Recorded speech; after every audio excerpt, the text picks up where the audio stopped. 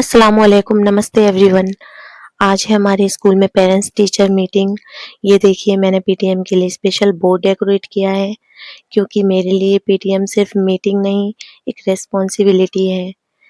और बिलीव कीजिए टीचर्स के लिए ये दिन किसी एग्ज़ाम से कम नहीं होता। आज का दिन सिर्फ मार्क्स डिस्कस करने का नहीं बल्कि कॉन्फिडेंस और ग्रोथ की बात करने का है।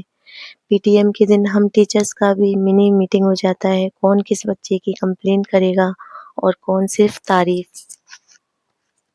ये मेरी अमेजिंग कलीग्स टीचर्स हैं। पीटीएम का दिन सिर्फ पेरेंट्स के लिए बिजी नहीं होता, टीचर्स के लिए भी फुल प्रिपरेशंस का होता है। पीटीएम का दिन थोड़ा हेक्टिक ज़रूर होता है, लेकिन जब पेरेंट्स पॉजिटिव फीडबैक देते हैं तो सारी थकान दूर हो जाती है। अगर आपको ये वीडियो पसंद आई हो तो लाइक, शेयर एंड सब्सक्राइब ज़रूर करें। मिलते हैं नेक्स्ट वीडियो में, तब तक के लिए bye, tata, take care, thanks for watching.